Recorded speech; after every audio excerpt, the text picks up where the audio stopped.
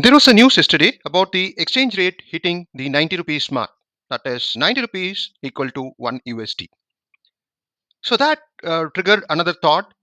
I mean, how are we working or how are we looking with the other countries on various economic factors? Is economy really going down or is it okay? I've considered multiple parameters to check how we are doing. So we know, like in the last few months, from 80 to 90, there is a fall, but at the same time, Sensex has grown. Now it is in the range of 85k, 85,000. So having said that, yeah, if you look at the exchange rate with the rest of the countries, that is our neighboring countries, that is called as SAARC countries, and if you look at it right from 1980 to 2025, if you look at it, we started with the Lankan rupees, the Pakistan rupees, and the Bangladesh, I think it's Toka, and the INR as well, Indian rupees, almost on par in 1980s. Probably, I think it was in single digits or somewhere around that. All of them were at the same stage, and even the world, that is the Western world, looked at us on par, whether it is Pakistan, whether it is Sri Lanka, whether it is Bangladesh, on an equal scale, whether it is economic wise or for any other matters, they looked at as a third world countries. And the real difference, if you look at it, it started around year 2000. That is where we see the difference. And 2010, it was much more. And then post all the crisis in 2020, you see that this is Lankan rupees, so over 300 rupees is 1 USD, and so is Pakistan. It's around 260 or 270. So these two, Pakistan, the exchange rate, and Lankan rupees is much worse, and so that naturally the prices of oil and everything is very high as far as Sri Lanka and Pakistan is concerned. And compared to it, when you look at prior 2010, yeah, even the petroleum products was not that high as far as Pakistan or Sri Lanka is concerned. So they are Pakistan and Sri Lanka is above the 250 mark exchange rate, and the Bangladesh, after recent political turmoil, it's in the range of over 100. I think should be about 120 or 130 or 140. India, yes, it has reached the 90 mark. But then, if you are going to make the currency stronger, one of the challenges are export. We will lose out our export competitiveness when we compare with Sri Lanka, Pakistan, or Bangladesh. Particularly, this textile export, textile exports and all will go unattractive. So naturally, and particularly with the all the tariff US has imposed, and there is each day there are different conflicting news coming in that US will reduce the tariff, but so far they have not done it. So it will make it much more unattractive if INR gains against USD. So at this point, yes, we compare with the our neighbors, we are doing much better at 2025, but we have all started at the same, almost at the same in 1980s. The difference started in 2010, and we now see an appreciable difference these days in 2025. So that's as far as the exchange rate. Then comes the GDP growth. We are around in the close fourth or fifth world largest economy with 4 trillion above.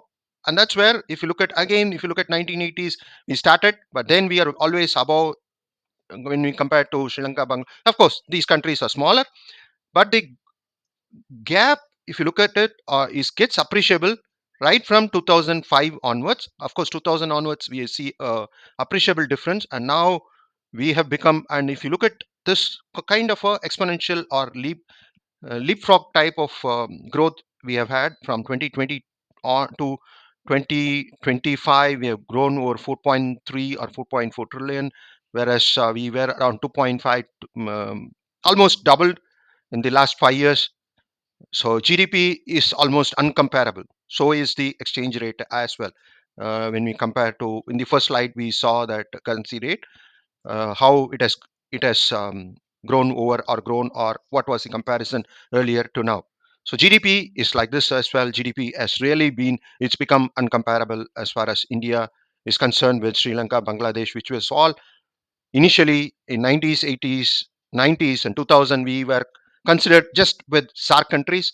Now we have BRICS, and the G7 is cautious about the BRICS, very cautious about BRICS. So this is as far as the GDP. Inflation rate, how is that, is a price rise, how is the price rise?